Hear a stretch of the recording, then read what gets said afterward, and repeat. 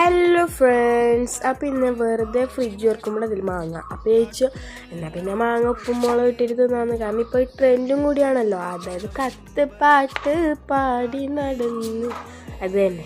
അപ്പം ഞാൻ എന്തൊക്കെയും അത് ഇതിൻ്റെ ബാക്ക്ഗ്രൗണ്ടിൽ പാട്ടുണ്ട് കേട്ടോ. അപ്പോൾ ഞാൻ വെച്ചാൽ ഫുള്ളായിട്ട് അങ്ങനെ ചെത്തി കൊടുക്കുന്നുണ്ട്. അപ്പോൾ ഉപ്പും മുളകൊക്കെ ഇട്ടിട്ട് കഴിക്കാൻ വെച്ചു. കുറേ നാളായി ഉപ്പും മുളകൊക്കെ ഇട്ടിട്ട് കഴിക്കുന്നത്.